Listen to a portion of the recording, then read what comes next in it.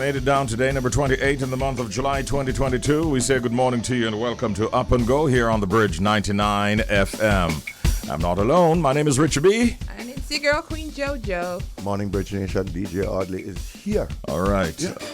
Yeah. Some of the things happening over the last 24 hours. Man, policeman has been arrested. Yes. Yeah. Noel Maitland it is, right? Yes, Noel Maitland. Yeah. Mm-hmm. And the Deputy Commissioner of Police basically saying that they have enough evidence now to link him to the disappearance of Donnelly. Yeah. Yeah. Took a long time, it seems. Yes. It's, bittersweet because it's like persons new, and if I'm wondering to myself, Richie, if it wasn't for social media and the family taking to the streets and making all this noise, would this have happened? That crossed my mind. Last night I was like, would this have happened without social media, without persons saying hello, get on it, Yeah, so. and stay on it as well. Yeah. I just want to say though, L.A. Lewis, you can't take the full credit for all of that. All of that. One thing if I could do it now. No, L.A. Lewis has started blasting out already. Oh Lord. He changed up his name and all them thing now with a maroon name and all that. Yeah. So the seven-star general is claiming victory. Almost single-handedly. Oh wow. Not shocked though. This is L.A. Lewis talking about. Yeah, he's like that. He's like that. But let's see what happens. Of course, there'll be a period now where they'll be questioning the officer, and and let's see what happens. And this is just an arrest. Yes, and I think his not a baby charge, mother is is also going to be. I thought the DCP said that there's no evidence at this stage to link her to the disappearance. She still has to answer some questions. With Indicom, but Okay, so stuff is happening, and let's continue to follow the process and see what happens. Sad though. Yeah. What is also sad is the number of accidents on our roads, man. Richie, it just if one doesn't more stop. accident Believe this you man, me. I don't know. two persons died yesterday. Yeah. Come on, man. At some point, we have to. I don't know can somebody tell you to be responsible with your life? I don't know. And what is upsetting is that you're taking other people's lives as Exactly. well. Yeah, you know what I mean? Innocent people, passengers in a vehicle, are dying because of careless driving. Yeah, and I just want to say before we skip to music, you're in a vehicle and the person is being reckless with your life. Say something. Stop the vehicle. Come out of it. Stop being afraid to speak up for your life. Yeah. True, man. Drivers need to needs to be more responsible. Much more responsible. And passengers too. Come on now, man. You sit down and make somebody drive careless with you. I always make that statement. You're in a vehicle, and that vehicle is that driver of that vehicle is just doing some reckless thing. And you sit there quiet. You have a big smile. Crazy. Can't do that. Crazy. Can't do that. No. Lots to talk about later on. Trust me. 5:30 now past the hour of 6 o'clock. We say good morning and welcome. It's Up and Go. We're here to get you up, to get you fed, get you dressed and out to work or whatever. Time for or WTF. That's right. That's what the fact. Sounds like you have something interesting for us this morning. Yeah. For the nerds out there like myself. All right. Time now exactly 6:25. Let's go to it. WTF. What the fact. All right. Here we go on Bridge Nation. All right, the original Back to the Future time machine was a fridge. Yeah. So the DeLorean was not always the way Marty McFly was supposed to travel to the past. As the film recounts, in the original draft of Back to the Future, the time machine was attached to a refrigerator and taken to the Nevada desert test site for the atomic bomb, where it was strapped into the back of a truck and driven into the atomic explosion in order to harness the power from the nuclear explosion. Alright, so Marty had to climb into the fridge as the truck barreled towards ground zero. For those who don't watch the movie, not gonna understand a word of what you say. Well, I like it. I get it. I'm glad they didn't go with that concept still, because I don't know how that would have worked. You see me? So it was the original draft. So it never actually happened in the film itself. But I guess they were thinking a bit too scientific with it. But yeah, it worked out. So they I like to it. step back somewhat. Yeah. I don't want to see no big old fridge man. Like, well, no, that wouldn't work. It makes sense, but I like the DeLorean as it is. All right. Yes. the original Back to the Future time machine was a fridge. It was a fridge. All right, we live and we learn. Some interesting facts. Yep. Those are the kinds that we share with you right here on Up and Go. That was WTF. What the fact? Let's do this. Hey. All right. So comedian slash singer Little Duval undergoes surgery after accident in the Bahamas. So yesterday, actually, he posted, somebody posted for him because it seemed very serious. He needed emergency surgery after suffering broken bones from a car accident in the Bahamas. The singer turned comedian shared on Tuesday night, actually, that he had to get emergency medical attention after being involved in an accident in the Bahamas. He shared a video of himself on Tuesday night showing that he was hit off his four-wheeler in the Bahamas and had to be hospitalized. He said, somebody hit me in the car while I was on my four-wheeler. Now my leg broke. I got to get flown over to Nassau and have surgery, he said in his caption. But he's doing okay now. There's a photo of him. He survived, thank God, because it could have been something else, you know. Other celebrity friends shared their well wishes. Kevin Hart, 2 Chainz, and Jamie Foxx, and those people are glad that he's okay. So Well, Little Duval, I'm sure and he loves those, he loves being outside, but you have to be living his best careful. life, you know? You have to be careful. The road them small in the island. Caribbean road, you know? So, Careful, different my setup. friend. Yeah. So be careful. I'm just glad that he's okay. It's nothing serious. He'll be able to move about and be himself. Jojo, what I did say, singer turned comedian. Other way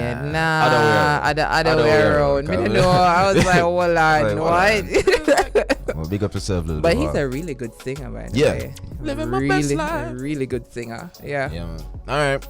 Well, Jojo, I bet you never know this. Bridge What? Nation, I bet you. This is before I knew. we take on this radio life. Bet you never know how I know Nick Cannon. All right. Oh, no. Come, talk to me. I lived a very good life being one of his babysitters. Ah! Yeah, man. But General Nick Cannon is now a father of 8. Wow. Yes, Bree Tiezi. She welcomes there's new son named Legendary. All right, so Nick Cannon is officially a father of 8. Nick Cannon became a father again for the 8th time after welcoming his son named Legendary Love Cannon with his 5th baby mama, Bree Tiezi. The mother shared the news of the child's birth, including several images of her natural at-home birth, where Nick is seen comforting her as they sat naked in a bathtub in her home. Yeah. Bree, who is 31, spoke about her birthing experience as being the most humbling experience she has ever had. Taken to Instagram, the 31-year-old Bree revealed that the baby was born via unmedicated home birth. This was the most humbling, limit pushing, yet awakening and completely empowering experience. I can't thank my team enough for delivering my son safely. She also shouted out Nick Cannon, of course, for showing up for her and their son. This experience has changed me forever, and I couldn't have asked for a more amazing and supportive partner. Daddy showed up for us. I couldn't have done it without you. So, congrats, Nick and So Bree. they're together. I don't know the partner. She's a partner. No, I don't know. I don't know how Nick I does wonder his if it's thing. like a sister. What? I don't know. I don't know how Nick Because does. But he's there's a with 5th all one. of them, that's for sure, and they are aware of each other. So I'm just curious. The man of the blueprint. What's the All of them. conversation? But before people start going like them, want to tackle Nick, and I want to understand, so take care of you. Family. Yeah, man, He's for there sure. for all of them. But there's so much.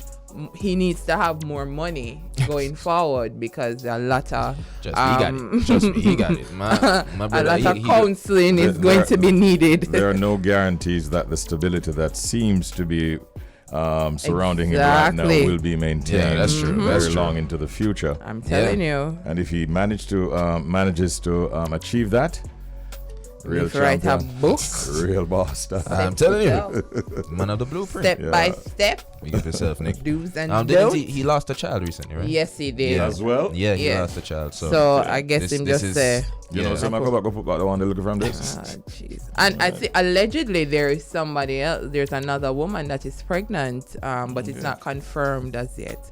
if I don't it's know. for him. He's going after some kind of world record or something. I don't know. I think he has a plan. Something's He's motivating doing him. something. I don't know exactly what it is, but he's doing something. Probably open a school. No. No. Can't be a football team Yeah, not It yet. has- because it's boys and girls. Yeah. and they're so close in age too, so it's like, Yeah, wow. Yeah. Hop, skip, and a jump, really. Hold it. All right. Now, Mavada is in the news. Oh boy. David Brooks, yeah.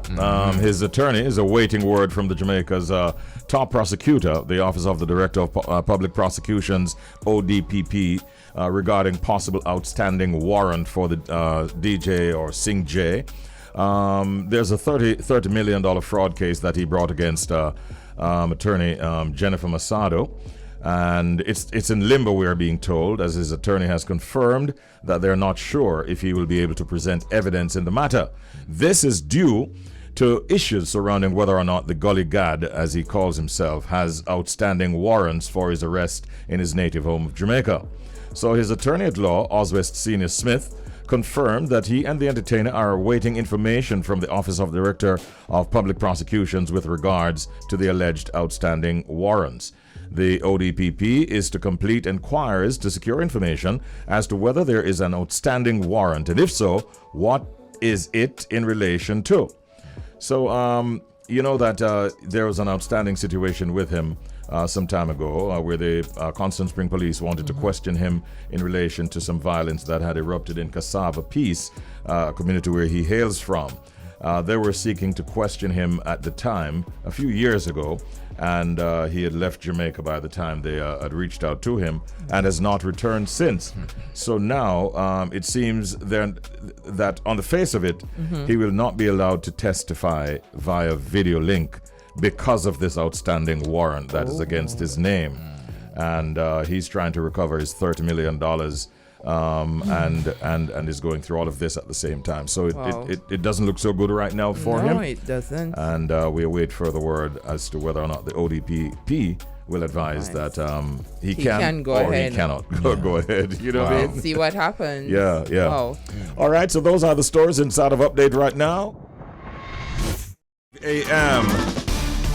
It's 15 now before the hour of 7 o'clock. It's time now for us to take you through our back-to-back features at this time. One is a proverb of the day, and that will be followed by the pet peeve of the morning. That's right, Richie. So our proverb of the day: if blackbird fly with pigeon, he will get shoot. Oh wow. Hold on there. That's dark. That's dark. Hold on there. So again, if blackbird fly with pigeon, he will get shoot. Not shot. Shoot. So I'm getting another problem there because it sounds like pigeons on a regular get shoot. Right? Exactly. So him go join the wrong company at the wrong time. Right. And As a blackbird, you go join a pigeon group, Yeah. and now you're in a problem. So hold on, the pigeon group now I get shoot, or them shoot the blackbird kind black. Because if that's the case, I have a problem with this. No, pigeon pigeon get get shoot all On the a time. regular. Bird Okay. season, yeah, On man. a regular for the Okay. soup and all of them stuff there. Yeah. Right. Blackbird on a regular. All right. Yes. All right. Power Until him to the fly black- with pigeon. Power to the Wrong blackbird. place, wrong time. Wrong place, More wrong power- More time. power to the blackbird. Then. So the meaning of this proverb, which is from, I think it's from Barbados. Makes sense. Yes. The meaning of this proverb: you are judged by the company that. you keep. See Yep. there. Yes. All So right. even though you're a blackbird, you fly with pigeon. Here you are out Pew, the sky. Pew pew. That's what's up. Careful. All right, we head over to pet peeves. That we know if you're just joining us here for the first time on the Bridge 99 FM, pet peeve are things that others do that you may find annoying, irritating, or even upsetting. And we have a pet peeve to share. Good morning to the Up and Go family. One pet peeve is like someone chewing loudly. Yeah, so I'm annoyed by that, and as well, you're in a taxi and someone have the earphone on and they're singing away and you don't know the words of the song. Oh, yo. All right, so she gave us two.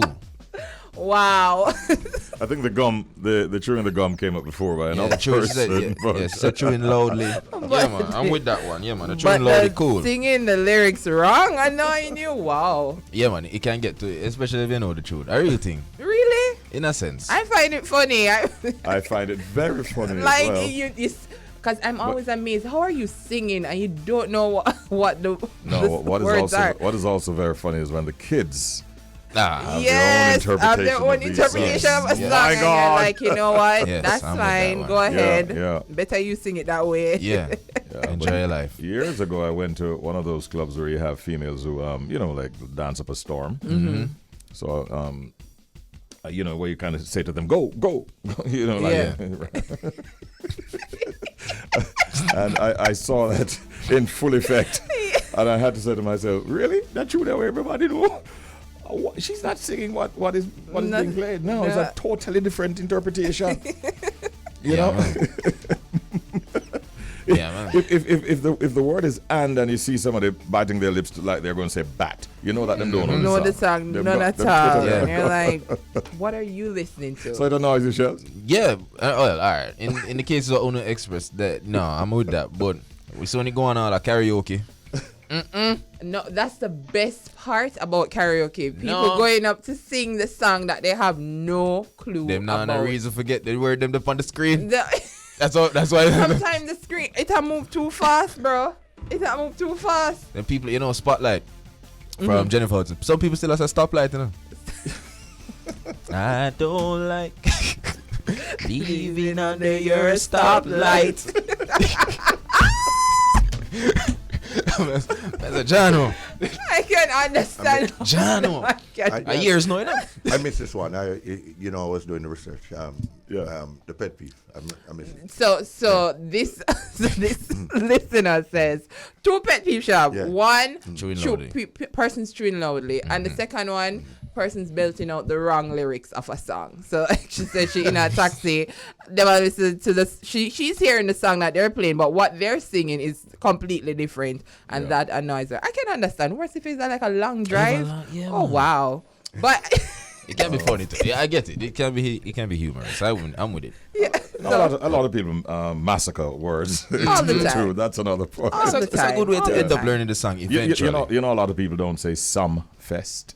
Oh yeah, No? I've heard it a lot of times What during they say? interviews. Oh, yeah. Sun. Sun, S-U-N. They say sun fest. Sun Sunfest. Yeah. I hear it a lot. Meaning they're thinking about Jamaica, thinking about sun, So Yeah. then just say I forgetting can see that that. it's really some fest, Fest. as in summer festival. Right. Yeah. I mean, look at the flyers, guys. It's all over. They were all over Right the place. there. All right, that was, of course, a pet peeve. We promised you an interview at this time, and that is exactly what we're getting into. The backstory, this series offers explosive political and personal revelations. We're talking about Beverly Manley Uncensored, a 4-part documentary program. As I said, it offers explosive political and personal revelations from a keen eyewitness and one of the most fascinating women in Jamaica, Beverly Manley Uncensored. A story of politics, colorism, imperialism, feminism, classism, sex, and political violence. Prepare to be shocked. I was just remembering something a while ago. You know how it is. The flashback. Yeah. Prepare to be shocked and mesmerized by Beverly Manley Uncensored. Never before told truths will be revealed. And we have with us this morning the executive producer of the documentary, Craig Powe. Good morning, Craig. Blessings, Craig. Morning, Richie B. Morning, Shells. How are you guys? We great, are doing man. well. Great. Thank you so much for joining us at this early hour. Thanks for having me. All right. I want to before we go sort of more in depth into the documentary itself. Tell us a little bit about yourself, Craig Powell, for those who do not know you. Sure. Well, my name is Craig Powell, and I am the CEO of a company called Intelligent, which is a digital marketing firm in Jamaica that does pretty much a lot of all the laser targeted ads for Grace overseas in New York and Florida, Canada, as well as We create a lot of videos. If you see the Project Star stuff with PSOJ, we're doing that. We're kind of a boutique firm that just focuses on production, website building, and digital strategy. But we have a background in, trying to tell stories. And so, of course, when my sister, who is the director of this film, came to me and said, hey, I want to tell this story, we got behind her and said, let's just tell the story together. And I produced the film, had my team shot it, we edited it, and now we're distributing it. And so that's where we are today. All right. Thank you for that. So, give us a little details on how you actually got involved in this particular project, the Beverly Manley Uncensored documentary. How did the connection come about? Well, because this story is about sex and cheating and all that stuff, Beverly Manley actually did have an affair with my grandma's husband at the time, which was DK Duncan. So therefore, the relationship and the cheating and that stuff was actually quite personal. So she's actually, in a sense, a family member of mine, even though it came out of an affair with I think that caused pain to my grandmother. Yeah. So the wounds actually cut quite personal, even though we're the ones telling the story. And my sister has the same exact thing. So we have personal access to Beverly. Yes. And because, DK had passed away just last year, we were like, okay, well, the cat's out the bag. A lot of these guys are going to start dying who were from this era. Let us make sure we actually tell a story before it can't be told again. And so that's why we would have approached Beverly, and Beverly was in the mood to do something like this, because as you can imagine, both of our husbands are dead now, both Michael, both DK, and it's now time for her to tell a story where she can actually talk her truth and talk about things in a way that, as you said, explosive political revelations. She can tell things that no one, she couldn't say when Michael was alive, couldn't say when DK was alive, couldn't say when all of the people were around, because those wounds would have been still too fresh. But right now, she can actually, they're cauterized, and she can go out and say, yeah, man, this is what happened. This is how I did this. Yes, I used to go to Miami every other week or month, and people think it's a conference, but I was really cheating, or these type of things. She can't say that. Wow. Craig, you taught the thing, boss. Craig, this is just the interview, Craig. But all right, no. So, given the family's history with Beverly Manley Duncan, what was it like working with her? Was it easy going? Was she just forthcoming with all the information? What was it like? Well, Beverly's awesome because, as I said, she finally could speak her truth. So the coaxing that we had to do wasn't as much, because we're actually people that know her well, and she really likes us and we feel comfortable. So when she sees us, and we do it at our house, which is obviously a personal scene, and we're getting back, and we go, got all back the footage from Vogue, and those all the pictures, the BBC reels, all these other things. Wow. And she's just telling the story. For example, one of the most interesting ones for me personally was when she was at Fidel Castro's house, and she spoke about how he was such a wonderful chef, and how he actually spoke perfect English, which most people did not know, because he just doesn't speak English in the interviews that he goes around, because he's so, anti-American or anti-whatever he was like. But but that knowledge and that history that she would have as a first-hand witness account, she says, yes, both Michael and Fidel were these super knowledgeable people that would know everything about, something about everything. So when Fidel Castro came to Jamaica, he was like, I hear you have this road project. I know your economy has X from this. And you're like, wow, this guy who is made out to be such a monster, this is exact words from her, from the American press, actually is a human being and quite a lovely guy in terms of, a very gentle soul, which is not something that you would hear. So that's coming out of the documentary. Or, if assassination attempts, which again, as pretty much everybody in Jamaica knows, who knows about 1970, the CIA was here actively fighting against Michael Manley. And then you get a first-hand account from a witness who would have been beside the man who is experiencing, that form of imperialism, trying to bring him down. And that's the story that she's, talking about now. So just there's no consequence when you're 80 years old to just talk the truth. Just what's going to happen to you, So the amount of ease it's quite ridiculous. Even the PMP and talking about how she feels about what they're doing today. You can't talk freely when you're young and you still have people out there that can affect your life, but there's nobody that can affect her. She can say whatever she feels like right now, and that is why the documentary becomes so powerful. By the way, I just want to pause to say good morning, Beverly. we worked at the same radio station at one stage of our lives. So good morning, Bev. And, I'm going to ask you a question. But before I ask you, Craig, I remember when I saw a snippet of the documentary where Beverly is said, and I quote, "It's amazing that at my stage in life, having married two men, one of whom died and one a year and a half ago, and when I think about it, I say, what's supposed to happen to me now in terms of sex?" And then she went on to say, "I'm 80. Is it over for me?" I'm asking the question. I asked God the question, she says. Now, that in itself was quite shocking to me. Yeah. But I have to ask you, Craig, what is the most shocking revelation that you learned while producing this documentary? Well, for me personally, I think it was when I was watching back the scene, and then I learned about the cheating in terms of and it's not cheating from her perspective, but the affair between DK and Bev and how it started. And it's a very romantic story and it's a very sexy story. But then for me, I was there in the editing room like, this really killed my grandma. Oh my God. Because remember, it's the story from her. Yeah. And then I'm thinking, I remember like my grandma's son, like, oh, well, every single thing, all these events was this.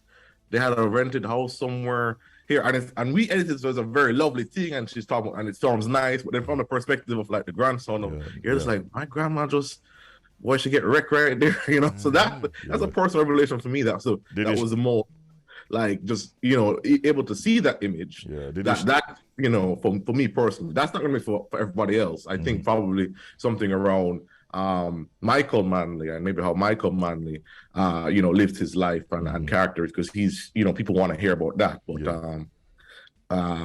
or the fact that Michael, which people might not know this, wasn't as a great orator until she met Beverly, and Beverly really coached him, because as you said, Beverly worked on the radio station. And she actually found him quite boring in her first interview and actually sat down with him and coached him and gave him lessons, and he just soaked it up. Maybe those things might be more interesting as revelations about how she actually influenced some of the politics, because behind every great man there is a great woman. That's the story. But Beverly herself, she stands on her own, and she actually made a lot more impact than people would know in terms of that time and some of the decisions that she helped made or influenced. Yeah. Wow. All right, Craig. So fascinating. We're all excited right now. So when and where can people go and watch the series? So actually, this weekend on Sunday. Oh. I think it's July 31st, the day before Independence Day. It's being released. So you can jump on at after 3:00 and just, watch it on Sunday. And then every Sunday after that, it's going to be released. I am excited. I really am hoping the diaspora, especially for the diaspora who, had migrated after that time. And there are even some people in the diaspora who migrated personally because they don't like Michael Manley. I really hope these people kind of watch this film and the parts and enjoy it, as well as comment negative or positively about what they think. It doesn't matter if you don't like it, if you don't. Right. The only thing we want to do is put a line in the sand and give all Jamaicans, young and old, and say, hey, this is what happened. It's a version of history. Obviously, it's Beverly's subjective truth, which I actually believe, like 99% of the things that she's saying. I think there are going to be people who say, hey, it never went quite like that. That's okay. Just put in the comments and say, oh, it's not exactly that or this, because at least now Jamaica has a recorded version that young people can actually say, oh, that's what happened in the 1970s. Because a lot of people who are young, everybody I think who is over 30 or 40 years old probably knows Beverly Manley and knows about Michael Manley, a little bit about them. But for the younger people, 25 and under, who is Beverly Manley? Who is Michael? Just a guy on a dollar, on $1,000 bill. Like we need to actually tell that story, and it's coming out on Sunday. So if you share it, tell your children, you can watch it. and every Sunday having a national conversation about Jamaicans about that very, very explosive time that shaped our history right after independence from 1962. All of the black countries really, became independent from the 1960s onwards. And these are the first leaders that were actually running our countries, right? And so Michael Manley is one of the forefront guys. He's one of the dudes that literally all of the black diaspora nations from Africa in the Caribbean were looking up to us, that leader that really stood up to the US and said, hey, now obviously it didn't work out that well, right? But that time period and the fame of Michael and the fame of Beverly, that explosive looking couple, because Beverly is a black woman with the cool afro, and Michael was this kind of very light-skinned guy, almost white, and that interracial looking relationship, the aesthetic was extremely new for the time, especially for a leader, and to have that as his wife. I mean, again, just every Sunday. And it's on local television, Craig? No, it's not. It's on YouTube. Oh, it's YouTube. YouTube. Every Sunday on YouTube. What's the name of the channel? Adtelligent TV. Adtelligent? Adtelligent TV. Oh, so Adtelligent. Adtelligent TV. All right, cool. All right. Thank you so much, Craig. We really find this quite fascinating. Yeah, man. And all of us, I suspect, will be glued. Sorry, watching it on Sunday and every Sunday thereafter, you said, right? Yeah, for 4 Sundays. So just essentially taking it throughout the month of August. So Independence Month, you get to take a look back at history, get to have those conversations, get to talk at the office school, boy, I can't believe Beverly did that, boy, I can't believe Michael did that, boy, I really like Beverly. I think after, by the way, the takeaway from this film, you're going to like Beverly. It is a very positive film for her. Yeah. You're going to like her. When she watches She Cried, said it's her truth, right? She is portrayed as a very powerful one. Okay. I think you also fall in love with Michael in terms of, you say that he's a sexy man is very cool, and DK too. It just looks cool. Like all of the guys, because of the imagery of the 70s and we're bringing back that kind of cool feel. Yes, you're gonna say, yeah, man, them people look cool. Yeah, man, we're gonna check it out for sure. Congratulations on the work that you have done and all that you're doing, and we're looking forward to this one. All the best to you and your team. All right. Thank you so much. All right, great having you. Of course, we're talking about Beverly Manley Uncensored, an intimate portrait of a Jamaican icon. And you can watch it on YouTube this Sunday at Telligent, right? At Telligent TV. Yeah, Telligent TV. Got it? All right. All right. Thank you so much. Good morning again, Bev. Have a great day. All right. Take care, Craig. Craig Powell, ladies and gentlemen, executive producer of the documentary Beverly Manley Uncensored. And today you get your chance to listen to the new sound and to meds it and then to come up with your answer. So the first order of business is to allow you to hear the new secret sound.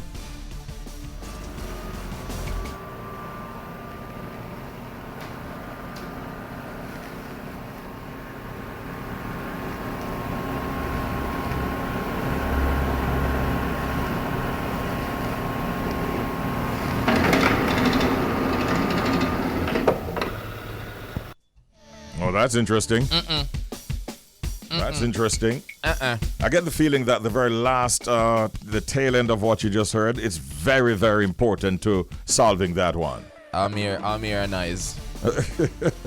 So people, Bridge Nation, if you call in and say nice, I can't wrong you. Yeah. We're going to actually play it again because our listeners need to hear this. So, listen to the sound, our new secret sound.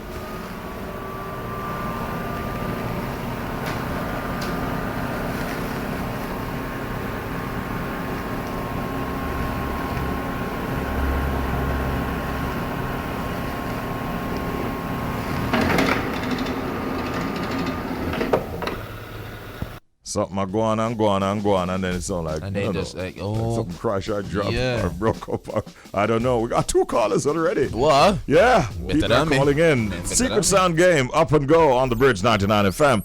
Good morning. Blessings. Good morning, caller. Hello. Hi. Good morning. Hello. How you doing? Good morning. I'm good. Wonderful. Angela. Yes, it is. But is it a new sound? Did Yes, I it miss is. the answer? Yes, yesterday we had a winner. What was it? It was writing on a piece of paper, but the paper is resting on a like a wooden desk. So that's that sound you were hearing. Oh, I was so far. Okay. Is it too much to ask to play it again? Because I couldn't hear it. Oh, yeah, man, no problem, Angela. We definitely will do that for you. It's a new sound. It's the first morning of it. So let's listen to the new secret sound.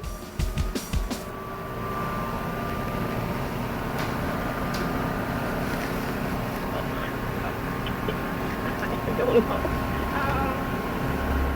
I'm just going to say sound of an engine. I don't know. Sounds like an engine.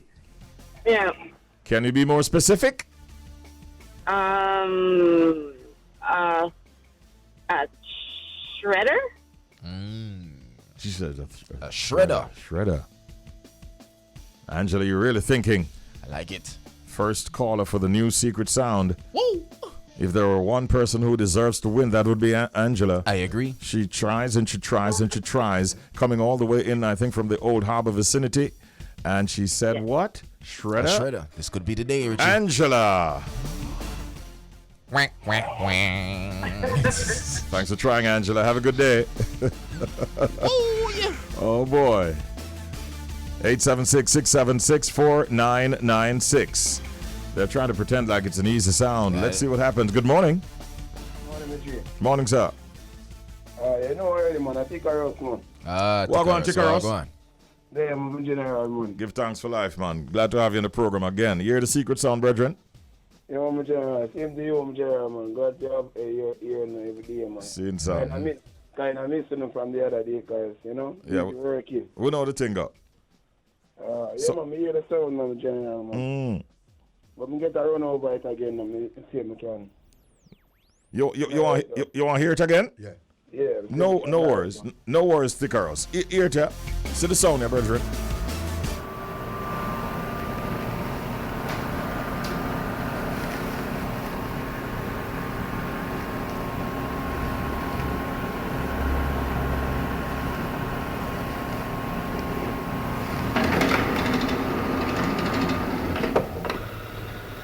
It's only the fourth time that we've played the secret sound. We had a winner yesterday. That's a new sound. Tikaros is online. He's thinking about it. Tikaros, what have you come up with as an answer? I have two things in mind, but the first thing I come pop up in mind still. Kind of, you know, me I say a truck. It's me I say my general. Yeah? Like what? A truck or what? Throttle or the engine or start? What about the truck? Alright, that's, you know, it just don't drive the truck. I say, oh, it's like you stop, you know, shut off the truck now. That's all. The last part when the truck shut off. It's me and some Oh, that you pre. Well, I can find out now. Verdict. Whack, whack. Sorry, Tikaros. That's not the answer, brethren. Thanks for trying. Jaja. We don't know either, so lost. don't feel bad if you don't. It's a new sound, and it brings a smile to Jodie's face when she realizes that no one has won on the first occasion. Yeah. Because it means that, she want to put in a little work on thing. Yeah, our efforts. So tomorrow you'll get a chance to play one more time.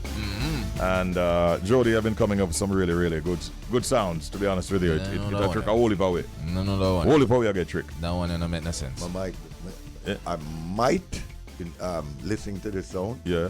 I might have an idea. But another first, you said that still. No, that one. This one. I'll miss that. Where's it? Up to now, I can't tell a man say. We can't forget about me nail, and one of them answer. No, sir. Trust me. That one has sound. If I said that, I'd be lying. Yeah. But that one has sound away, don't. Yeah. Like, I want to sound like mid-August where I carry that one. You might be surprised. Yeah, no, mid-August. Let's see what happens. Hello, UK. Hello, Robbo. Good morning. What does that mean when Jodie's on her feet? I was trying to figure out if she was just excited that you're about to I think that's get it. on That her must screen. That must be it. Yo, that sounds like trouble. No matter. Jodie's on her feet. Jodie's on her feet. Jodie's on her feet. I could have said because Robo, well, you're not the one standing. She is. So I mean, we have to be, we have to get it right. You know, I've worked in many environments, and I'm sure you have, Richie B. When your boss stands, you know there's a problem. Boss walks in the room standing up, is like, and stands. You know there's a problem. Yeah. Well, I hope there's no problem this morning. Good morning, Jamaica. Good afternoon, everyone listening right now on the Beat 103.6. I just made it in time. Slight delay, held on the runway, but I'm back in London, man. It's good to be back, but it was even better being in Jamaica. Yeah, watching Richie B. The suit, Richie, the suit. What about the suit? I tell you about the suit. Oh, gosh. I told people before it happened. Oh, gosh. The suit. Yo.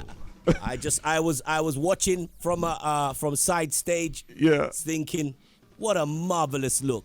It was stunning. I mean, thank you. The performances were all stunning, but yes, the suit, Richard. Yeah, the suit. man, The I tell you. Thank you, Robbo. Thank you.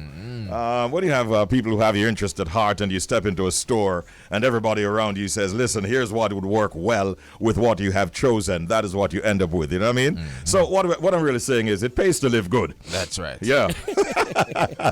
That is it. Because I'm no fashionista. So I'm going to need some help when it comes to choosing colors and matching stuff like that. You know what I mean?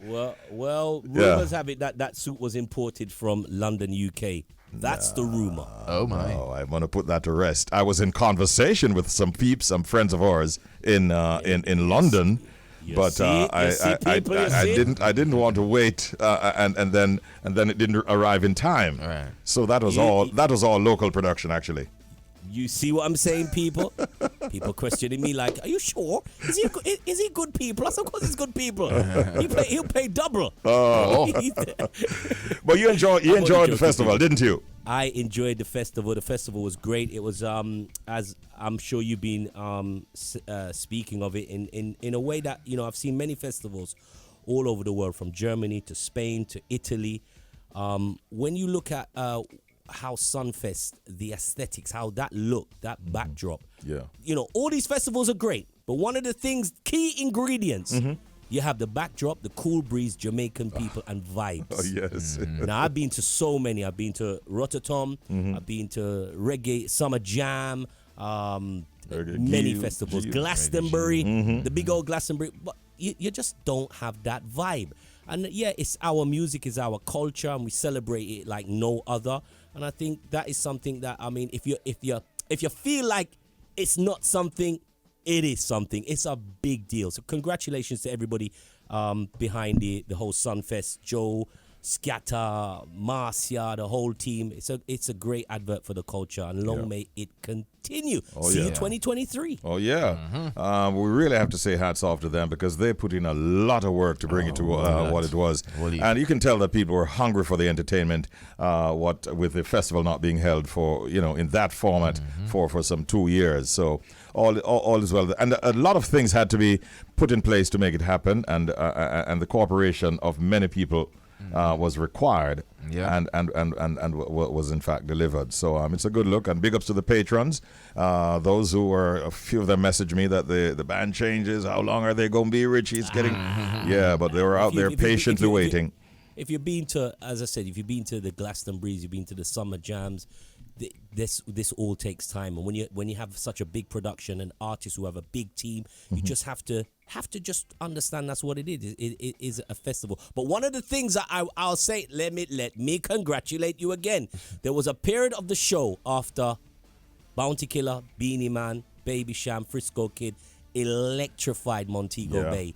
And there was a few moments that was needed for a band change. Now, Richie, again, I don't want to big you up, but you held that crowd. And after you held the crowd, Sizzler Kalonji did the same thing too. Amazing works, man. Absolutely. And the only thing that you know, that probably ended the night pretty quick was obviously the rain shower that came down. But because I know whoever was saying that Richie B and Sizzler couldn't hold the people till morning, they were wrong. You were totally wrong. Totally wrong. It was amazing works, man. Thank you, Robbo. And big ups to all the peeps from the UK who came down. Maybe you're back in the UK already, or you're still here in Jamaica. Big ups to all of you. All right, ladies and gentlemen, in all seriousness, we're going into what we call Man chat. That's right. And his voice is getting deeper by the minute. By next week, it's going to sound close to mine. I'll do my best. There you go. So today's topic, generating quite a bit of interest. It's who pays the bills? And, navigating financial do's and don'ts when dating can be somewhat difficult. And it turns out expectations about who pays for what among different generations and different genders.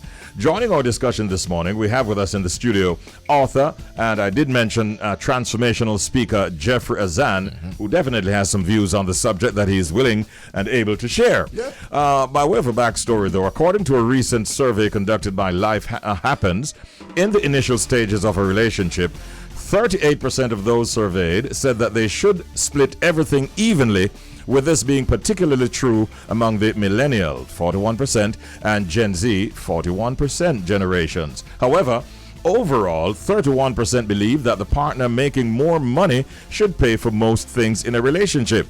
Do you agree with that? Hey, we'd love to hear from you. You can participate by sending us a message on 876-551-5782. So we're going to delve into all of this, and Jeffery is here to guide us along and to share his thoughts on the subject. Jeffery, good morning and welcome to Up and Go. How you doing? Greetings, man. Morning. I am happy to be here, happy to be a part, happy to be on the Up and Go crew this morning. Yes, sir. We are very happy to have you. This is not your normal time for being at this location. No. I typically come in about another hour and a half from now. Right. So we know it took some effort, and we thank you for coming in, right? What are your views, Jeffery, on this survey that we just shared and on the topic in general? Who pays the bills? Well, when Queen Jojo told me that she wanted me to come in and she threw this question at me, it actually made it difficult to sleep last night because I was wondering if I was doing career suicide coming on to answer this question. But when I think about it from my field of study of personal development, relationships, organizations, leaderships, it's really all about just bringing everything that you can to any situation. So whatever you do in the beginning should be a dictation of what is it that you want to happen throughout. A lot of people are entering relationships as if they are transactional.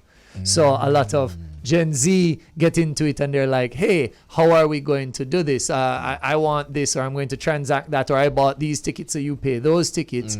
Older generations still have that very much, I'm the provider, you are the caregiver approach. So I'll pay for everything.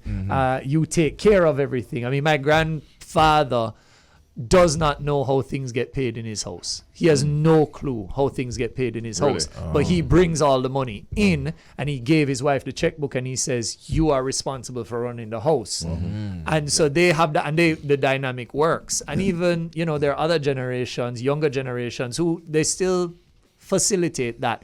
But I'm a big believer, and my stance is whatever you bring into it from the beginning is a dictation of what you want out of it. So if I go with a young lady and we're hassling over the bills from the beginning, I know this is a transactional relationship. What am I going to give? What am I going to get? But if I get into this and I'm saying, there's a vibe, I see a future, then my actions need to correspond to that intention that I want to build a future. And for me, that's 100% on both parts, no 50-50. Oh, interesting. Shells, I want to hear your either question or comment. All right, so Mr. Azan, you brought a perspective that I liked when you say, whatever vibe you bring to the relationship in the beginning is like going to be a representation throughout. I like that. But it's in my generation now. Rock. Yeah. It's like we have a difficulty because women in our generation aren't as, I don't know how to call them. Be careful. They're made tough certain way. You understand me? What I mean by that, they're headstrong in certain ways. So I mean, like, they're not as submissive. They're more independent. So, for example, in a case like I've experienced this where I'm going out with a girl. If I dip in my wallet, she takes offense to that. Right. So I want to. Sometimes how my generation views it is just like, all right, boops. If I invite you out, I got you. But if you invite me out, we have to find a way if I either split it or you got me. You understand me? So I'm wondering how can men in my generation navigate ourselves in the dating world where we're dealing with women who are a bit used to doing stuff on their own? So my thing is this, is that it's all based in communication. You see, you guys are jumping to transaction before you have communication. And all relationships are first built on communication, which unfortunately for a lot of us, we chat enough, but we say very little. So we say, yo, we want to go to the movies. What does that mean? What does that imply? Do I want to watch this movie, or do I want to be with you, or do I want to do both? So communication is really the base of it. So if I say I'm taking you out to the movie, it's not we're going to the movies. That makes a big difference. When you're talking to that young lady, do you say, I'm taking you to the movies, or do you say, do you want to go to the movie? Those are two very different questions. They hate the latter. Right? Ladies hate the No, because they want a man that makes decisions. Yeah. Unless we can face it that society has changed in immense ways. Culturally, societally, economically, what a woman could do, what they shouldn't do, and what now they can do, and what they go for. So we can't be like, oh, women should be submissive. Yeah. Women should be this, women should be that, and men should be this, and men should be that. The reality is, at the end of the day, we're all people. But as people, we have achieved all we've achieved in society through communication. We have built on the shoulders of great men and women, not by only what they did, but what they wrote down and left for us to understand. How have they communicated to us over generations and generations? So communication is the base. So when I work with a lot of university students, a lot of their answers and questions are very wishy-washy. So just imagine you meeting a young lady, and from the beginning we're wishy-washy. You want to go to the movie? Well, I'm not sure. Well, maybe you want it. Well, I'm not sure. Well, possibly, could we maybe possibly do it? Indecisive. And so we're very indecisive. Now, if you got a young lady and you stand up and you say, I want to take you to the movie. That is you making a declaration right there. Right? But if you're coming to it and you're saying, would you like to go to the movie? Now you're talking to your friend. You're not talking to a girl you're interested in. Yeah, that's true. I'm with that. Interestingly, yesterday, a female here who was a part of a conversation we were in was quick to point out that the younger generation, she says once you hear the question of who pays coming up, she can tell that it's going to be somebody from the younger generation, as opposed to those from the older generation. Right. It is the traditional male would be the one who just simply pay, absolutely, once he can afford to. But do you see that changing? Over the years, I mean, it keeps coming back to where my stance is, which is that the first issue is what are the dynamics of relationships these days. We jump into who's paying and who's not paying, but what's the dynamic of the relationship? So I can speak very openly about my partnership, and I don't make any qualms about it. When I came in, I'm with a superstar at Sagicor. And if we know anything about Sagicor don't do anything small. So I'm coming in, and anybody know anything about entrepreneur, you're always broke as an entrepreneur. So we had to have that conversation out the gate. I was like, do not expect this of me, do not expect that of me, but I'm not expecting this of you either. True. This is my 100% that I bring to the game. What's your 100%? And we found our middle ground, and every relationship is going to have that middle ground, whether it's you with a female or you with your brethren them. If you and 5 brethren go, and you're the man working right now, and you just, you make a big gig, and you and your brethren them go, you buy the bottle. No, I'm not encouraging anybody to buy bottles at parties. That's financially irresponsible. But it's true. My point is that you're not going to look at your brethren them and go, who's going to pay? Right? And them don't know some money run. And right. But even if you look at older business people, when we sit at a table, somebody just take out their card. And it's not a matter that I'm tracking it. Oh, Audley and I went for lunch and I paid for this lunch. So Audley has to pay next lunch. Audley knows in himself, Jeffrey got this one, I got next one. Let's go back to a young relationship, just started dating. Right. At what stage is it, shall we say, appropriate to start splitting the bill? You should never split a bill. You should never split the bill. You should never split a bill. You should never split a bill. There you go. Shells? No. Splitting a bill is a declaration that I'm me and you're you. There is no us. Yeah. Oh. You have to remember that communication and action is a move forward of communication. All right. So if I declare and work to splitting the bill, I'm declaring that I'm me and you're you. Gen Z? Yeah. So it's about a partnership. Any objections? So I can say you have $1,000 and you might have 5,000 and the bill is 6,000 and that's what happens today. But next week I might have 10,000 and I take care of the whole thing because what am I coming? Is there a us or is there a you and a me? I'm fully agreeing with that with that statement. I'm telling you. You understand? Make it known. Make it known out the gate. Yeah, Like man. you have to realize in a relationship, any relationship, even a sibling relationship, there's you, there's me. But the point of a relationship is to build us.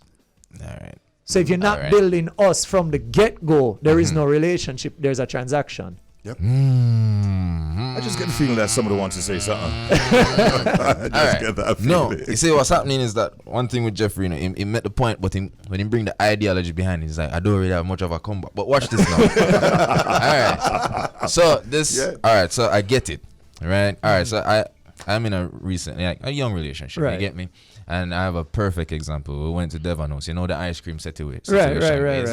And we're going to the shopping at Audley and right to the cashier. And I followed the generation before. I know the thing, my father raised me well. But dipping on my pocket, I'm going to go to son. Yeah, I'm going to go son and say, what you want, babe? So I said, no, man, I got you.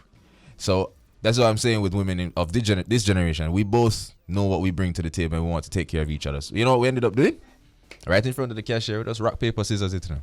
Yeah. So I'm wondering if... No, but that's fine. No. She wants to take care of you and you want to take Yeah. care of her. So both of you are building on us. Right. Okay. All right. That's what I mean. But you didn't say, well, I'll buy my cone. No. Because that's splitting the bill. That's splitting the bill. That's Taking care of splitting the bill. my Right, half no. and you take care of your... I go out and I buy the groceries and then a week later my girl say, let's go for lunch. And when we sit in there, she back out her card and I say, all right, cool. Yeah. And I don't feel no way about it. And anybody want to style me, guess what? Them and them woman can sort that out. But I know me and my woman. It's true. Okay. So get down to the nitty-gritty. What should the lady expect when she's going out? Just for clarity. I mean, my thing is that first and foremost, ladies, if we're for our female listeners out there, my stance is make your hand clear. Do not play. Men are stupid. One man chat, let's call it. Men are stupid. We don't read hints. We don't read between the lines. We're not trying to uncover any secret myths or hidden treasures. That's true. Right? Put it out plain, put it out simple. Because guess what they're going to say? You shoulda know. Yeah. No, I don't know. No because clue. guess what? The lady I was with yesterday when I was trying to meet her, I must pay everything. And the one I was with the week before that in trying to meet her, she said she will pay for everything. And the one before that said everything must be split. So I don't know you. Well, you know what? Let me tell you. I don't give any females any form of idea. Listen, I pay the bill. I pay the bill. Yeah, You and that's understand? fine. That's what that. So you have stamped Argument it. done. You said this is my stance. Yeah. And if you don't like it, guess what? We're not aligned. We're not aligned. And a lot of people, you know, you see something where you like, but it don't mean it's for you. She can decide within my paying the bill. Say, yo, the brother, yo, him not give me a chance to even. No, I'm here to pay the bill. You understand? The question of who makes more money. Right. How does that How do factor we in? navigate that? Yeah. I mean, my thing is, I'm not calling people to altar, but I think there's a lot of wisdom in the Bible. And anytime people bring up about who makes and who doesn't make, I think about the story of the woman and the two coppers, where the richest people were pouring in tons and tons, and she threw in her 2 coppers, and Jesus said she gave more than everybody else. So it's not about who makes more money. It's about what do you really bring to the relationship. Like, again, I use my personal thing is that I bring service. I take care of stuff. I put in the physical energy. If she want to pay a bill, she pay the bill. But I'm not going to ask her to go get the car fixed. Yeah. All right, Jeffrey, I really want to thank you for stopping by this morning and saying your piece on the subject. Who pays the bills? Oh, boy. You heard it? Yeah, man, I learned. Why? Yeah. I'm ready. I'm ready. Thank you very much, Jeffrey. My pleasure, my Jeffrey pleasure. is, of course, a transformational speaker and author, and we thank him. So the Jamaica Gospel Star Competition TV series is produced, we understand, by the Jamaica Cultural Development Commission, JCDC, which is an agency of the Ministry of Culture, Gender, Entertainment and Sport. This series premiered in 2021 and is a rebrand of the iconic Jamaica Gospel Song Competition.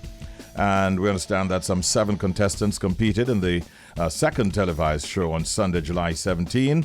And it is generating quite a bit of interest, Shells.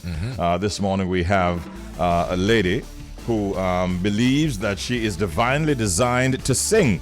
She grew up in Augustown but now resides in St. Catherine, Jamaica. And she is a new mother of 2 beautiful girls who she considers to be her biggest inspirations. We have with us this morning as our very special guest one of the Jamaica Gospel Star Competition finalists, Michaela Jack, as our guest. Good morning, Michaela. Good morning and welcome. How are you doing? I'm doing great. Thank you for having me. Our pleasure. Indeed. And congratulations on being a new mom. Thank you. Well, my firstborn is 13 years old, and then secondborn is almost 2 years. Oh, all right. Now, congratulations again on being in the Jamaica Gospel Star competition. This is a bit different. This is a bit different from what the Jamaica Gospel Song competition was. How so? How different is it? All right, so usually it's the entries are original, but this year, well, starting from last year, they're doing it where you would sing covered songs throughout the competition, and then the winner now will release a single, with a video and stuff like that. So that's the difference. Okay. So why did you decide to enter this competition, Michaela?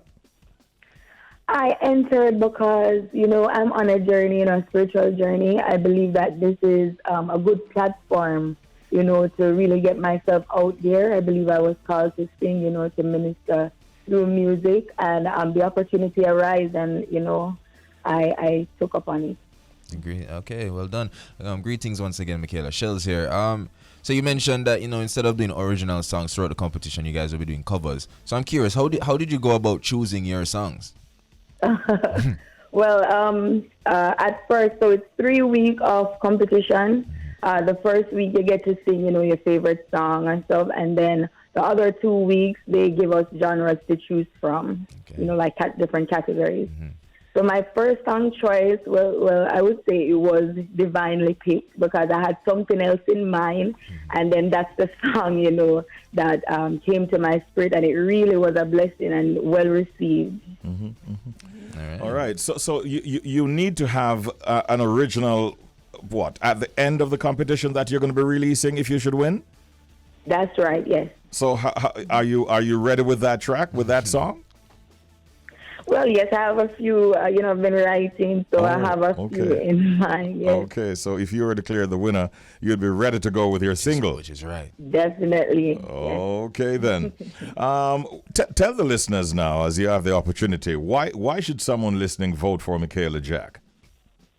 All right, you should vote for me because I'm not just here to sing, or just to win, but also, I'm here with a message. Even as I said in my postcard, I'm here with a message. It's the gospel. It's the good news of Jesus. Even in this time, Jamaica needs a positive message. So I'm here not just only with a pretty voice, but also, to declare Jesus Christ as Lord. So you should vote for me. Amen. Nice. Michaela, tell the people also, just for clarification, when and where, the Jamaica Gospel Star competition will be held.